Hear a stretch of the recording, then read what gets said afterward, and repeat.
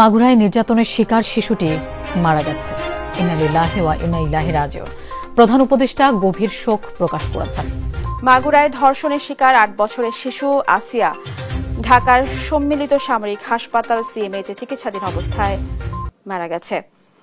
আসসালামু আলাইকুম ভিউয়ার্স, দেশ ও দেশের বাহির থেকে যারা আমার ভিডিওটি প্লে করেছেন জানাচ্ছি আন্তরিক শুভেচ্ছা ও অভিনন্দন। আশা করি সবাই ভালো আছেন, সুস্থ আছেন, আলহামদুলিল্লাহ। তো ভিউয়ার্স, না ফেরার পথেই মাগুরার 7 বছরের ধর্ষিত শিশু সেই আসিয়া হাসপাতালের বেডে বারে বারে তার হার্ট অ্যাটাক হচ্ছে এবং বারবার ব্লিডিং হচ্ছে। ডাক্তারেরা ব্যাপক বিপন্ন অবস্থায় মানুষের কাছে দোয়া প্রার্থনা করছে এবং ব্যাপক চেষ্টা চালালেও তারা কোনোভাবেই তাকে নিয়ন্ত্রণে আনতে পারছে না। তার বেঁচে থাকার যে 0% সম্ভাবনা এটাও মানুষের কাছে বলতে পারছে না। তবে সর্বক্ষণিক যেন সে মৃত্যুর ভেতরেই নিপতিত হয়ে আছে, এমনটি জানিয়েছেন তার বর্তমান চিকিৎসক।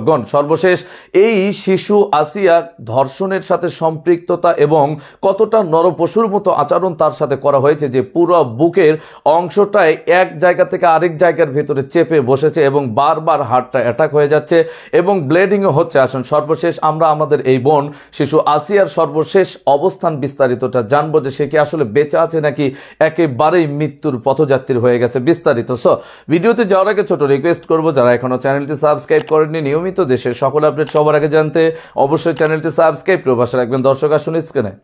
মাগুরায় নির্যাতনের শিকার শিশুটি মারা গেছে। ইন্না লিল্লাহি ওয়া ইন্না ইলাইহি রাজিউন। প্রধান উপদেষ্টা গভীর শোক প্রকাশ করেছেন।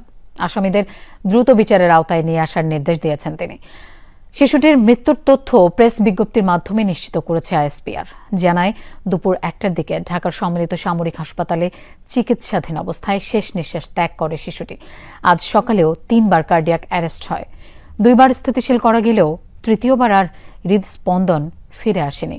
গত 8 মার্চ শিশুটিকে সংকটাপন্ন অবস্থায় ঢাকা সিএমএইচে ভর্তি করা হয়। বোনের বাড়িতে বেড়াতে গিয়ে গত 6 মার্চ শিশুটি ধর্ষণের শিকার হয়। এই অভিযোগে মামলা করেন তার মা। মামলায় শিশুটির বোনের শ্বশুর, ভগ্নিপতি, শাশুড়ি ও ভাসুরকে গ্রেফতারের পর রিমান্ডে নেওয়া হয়েছে। বাংলাদেশ সেনাবাহিনী শিশুটির বিদেহী আত্মার মাগফিরাত কামনার পাশাপাশি শোক সন্তপ্ত পরিবারের প্রতি গভীর সমবেদনা জানিয়েছে।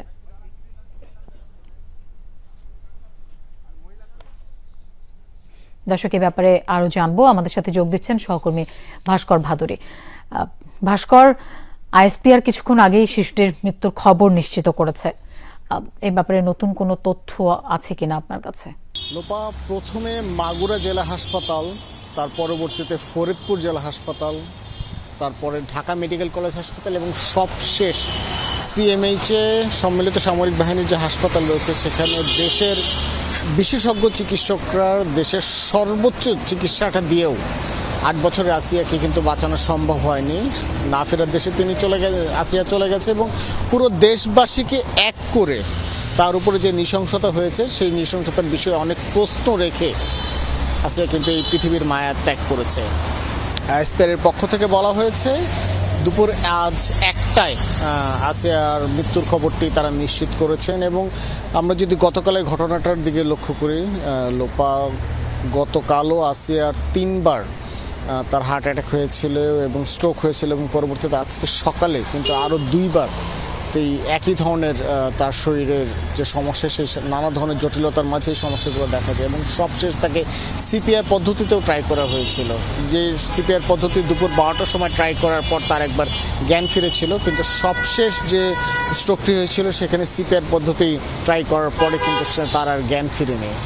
মূলত আসিয়ার এই যে বিষয় এবং আসিয়ার যে ধর্ষকরা ছিল তাদেরকে 4 জনকেই কিন্তু আইনের আওতায় নিয়ে আসা হয়েছে এবং তার মৃত্যুকে এত ছোট শিশুর উপরে এবং অমানসিক নির্যাতনকে কেন্দ্র করে পুরো দেশের মানুষ কিন্তু সরব হয়ে উঠেছিল। সকলে একটি প্রত্যাশা ছিল যে আসিয়া যেভাবেই হোক পৃথিবীতে সাধারণ জীবন ফিরে পাবে এবং রাষ্ট্রের উচ্চ পর্যায় থেকে শুরু করে একদম নিম্ন শ্রেণীর মানুষ পর্যন্ত সকলেই কিন্তু তার জন্য দোয়া করেছেন, প্রার্থনা করেছেন, কিন্তু তাদের সকলকে কাঁদিয়ে কিন্তু আসিয়া না ফেরার দেশে চলে গেছেন। তো আসিয়া যে প্রশ্নগুলো রেখে গেছেন যে এই বাংলাদেশের বিভিন্ন ধরনের যে নারী নির্যাতনের ঘটনাগুলো ঘটছে, সেই নারী নির্যাতনের ঘটনাগুলো থেকে আদৌ নারীরা কবে মুক্ত হবে, মূলত সেই প্রশ্ন রাখার পাশাপাশি তিনি সামাজিক যে নিরাপত্তা সেই বিষয়গুলো হয়তো আসিয়ার এই মৃত্যুর মাধ্যমে পুরো দেশের মানুষের সামনে ফুটে আসবে। এবং তার পাশাপাশি একটি বিষয় উল্লেখ করতে চাচ্ছি যে চিকিৎসা ব্যবস্থার কথা যদি বলি, যে আমি শুরুতে যেটা বলছিলাম যে মোট 4টি হাসপাতাল, প্রথমে মাগুরা, তারপর ফরিদপুর এবং তার পরবর্তীতে ঢাকা মেডিকেল কলেজ এবং সবশেষ সিএমএইচ হাসপাতালে সবভাবেই কিন্তু চেষ্টা করা হয়েছে আসিয়াকে যতদূর সম্ভব স্বাভাবিক জীবনে সুস্থ করে ফিরিয়ে নিয়ে আসার পরে। কিন্তু আমরা যদি 6 দিন আগে চিকিৎসকরা যে কথাগুলো বলেছেন যে তার শরীরের আসিয়ার শরীরের বিভিন্ন অংশই কিন্তু ক্ষতিগ্রস্ত হয়েছে, যার ফলে তাকে স্বাভাবিক জীবনে ফেরানোটা অনেকটাই কষ্টকর হয়ে যাচ্ছিল চিকিৎসকদের জন্য। লোপা। ভাস্কর, আপনাকে ধন্যবাদ আমাদের সাথে যোগ দেওয়ার জন্য। আমরা দেখতে পাচ্ছি মাগুরা থেকে আলিমুজ্জামান আলিম আমাদের সাথে এর মধ্যে যোগ দিয়েছেন। আলিম, খুবই দুঃখজনক একটি খবর আমরা জানতে পারলাম, শিশুটিকে আর বাঁচানোই গেল না। আসামিদের কি অবস্থা? এই মামলার তদন্ত কাজ কত দূরে গিয়েছে? আসামিরা কিছু বলেছে কিনা? আপনি এই ব্যাপারে কোনো তথ্য আছে কিনা সেটা একটু জানতে চাই। লোপা, আসলেই খুবই দুঃখজনক ঘটনা। আজ কয়েকদিন ধরেই কিন্তু মাগুরায় এই একটি বিষয় নিয়েই কিন্তু মানুষের মুখে সবসময় কিন্তু এই শিশুটিকে নিয়েই তারা কথা বলছিল। তো আমরা যতদূর জেনেছি, পুলিশের সাথে কথা বলেছি আমরা, আমাদেরকে যেমনটি জানিয়েছে যে আসামি 4 জনই কিন্তু এখন পুলিশ রিমান্ডে রয়েছে। বাংলার প্রধান আসামি যে হিটু শেখের 7 দিনের রিমান্ড চলছে, তার সাথে তার ওয়াইফ জায়েদা বেগম এবং তার 2 ছেলে সজীব এবং রাতুলেরও কিন্তু রিমান্ড চলছে। তবে এখন পর্যন্ত তারা কিন্তু রিমান্ডের সেরকম কোনো তথ্য দেয়নি, পুলিশ আমাদেরকে এমনটি জানিয়েছে। আর একটা বিষয় বলে রাখি যে গত 10 তারিখে কিন্তু আসামিদের যে 3 জন পুরুষ আসামি, তাদের কিন্তু ডিএনএ স্যাম্পল কিন্তু নিয়েছে। আর এখন পর্যন্ত আসামিরা রিমান্ডেই তারা আছে। আমাদেরকে খুব একটা তেমন কোনো তথ্য কিন্তু পুলিশ আমাদেরকে এখন পর্যন্ত দিতে পারেনি। আলিম, আপনাকেও ধন্যবাদ আমাদের সাথে যোগ। দর্শক, স্ক্রিনে আমরা সে সম্পর্কে বিস্তারিত জানলাম। এই বিষয়ে আপনাদের মতামত কমেন্টে জানান, কেউ ভিডিওটি স্কিপ করবেন না। সেই আসিয়া যা এখনো পর্যন্ত মৃত্যুর সাথে লড়াই করে যাচ্ছে, তার ধর্ষকেরা এখনো পর্যন্ত কিন্তু নানান অজুহাতে অর্থ বিনিময়ের কারণে জেলখানায় বসে কিন্তু হাস্যোজ্জ্বল অবস্থায় রয়েছে। তাহলে এই যে দোষীগুলোরা খুশি থাকছে, সর্বশেষ এই নরপশুদের বিচার কিভাবে অন্তর্বর্তীকালীন সরকার করতে যাচ্ছে, বিস্তারিত জানবো রিপোর্টে।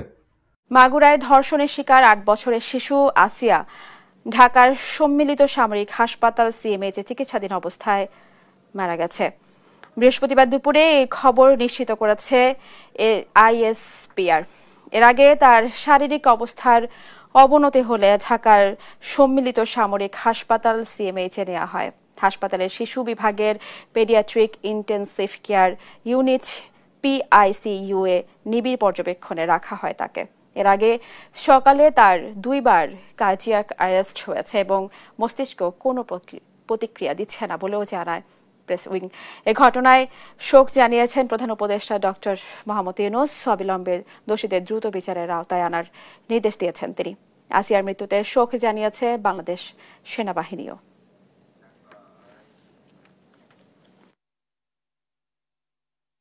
হার মানল মাগুরায় ধর্ষণের শিকার শিশুটি। ঢাকার সম্মিলিত সামরিক হাসপাতালে চিকিৎসাধীন অবস্থায় কিছুক্ষণ আগে তার মৃত্যু হয়েছে বলে জানিয়েছে আইএসপিআর। এর আগে শিশুটির অবস্থা অত্যন্ত সংকটাপন্ন বলে সকালে জানিয়েছিলেন প্রধান উপদেষ্টার উপপ্রেস সচিব আবুল কালাম আজাদ মজুমদার। তিনি জানান, শিশুটির মস্তিষ্ক কাজ করছিল না, আরও 2 বার কার্ডিয়াক অ্যারেস্ট হয়েছিল, রক্তচাপ ও অক্সিজেন লেভেল অনেক কম ছিল। বুধবার রাতেও সেনাবাহিনীর এক ফেসবুক পোস্টে শিশুটির 4 বার হার্ট অ্যাটাক হয়েছে বলে জানানো হয়েছিল। শারীরিক অবস্থার অবনতি হওয়ায় সেনাবাহিনীর পক্ষ থেকে দেশবাসীর কাছে দোয়াও চাওয়া হয়েছিল। শিশুটিকে ঢাকা মেডিকেল থেকে সম্মিলিত সামরিক হাসপাতালে নেওয়া হয় 8 মার্চ। বেড়াতে গিয়ে ধর্ষণের শিকার হওয়া 8 বছরের শিশুটি মারা গেছে। বৃহস্পতিবার দুপুর 1টায় ঢাকার সম্মিলিত সামরিক হাসপাতালে চিকিৎসাধীন অবস্থায় শিশুটির মৃত্যু হয়। হাসপাতালের শিশু বিভাগের শিশু রোগের চিকিৎসা সংক্রান্ত নিবিড় পরিচর্যা কেন্দ্রে চিকিৎসা চলছিল শিশুটির। এর এর আগে বুধবার চিকিৎসাধীন অবস্থায় 4 বার ও বৃহস্পতিবার আরও 2 বার কার্ডিয়াক অ্যারেস্ট হয় শিশুটির। বৃহস্পতিবার বাংলাদেশ সেনাবাহিনী একটি সংবাদ বিজ্ঞপ্তিতে জানায়, মাগুরায় নির্যাতিত শিশুটি 13 মার্চ 2025 তারিখে দুপুর 1টায় সম্মিলিত সামরিক হাসপাতাল ঢাকায় শেষ নিঃশ্বাস ত্যাগ করে। বিজ্ঞপ্তিতে আরও জানানো হয়, সিএমএইচ হাসপাতালের সর্বাধুনিক চিকিৎসা ব্যবস্থা প্রয়োগ এবং বিশেষজ্ঞ চিকিৎসকদের সর্বোচ্চ প্রচেষ্টা সত্ত্বেও তাকে বাঁচানো সম্ভব হয়নি।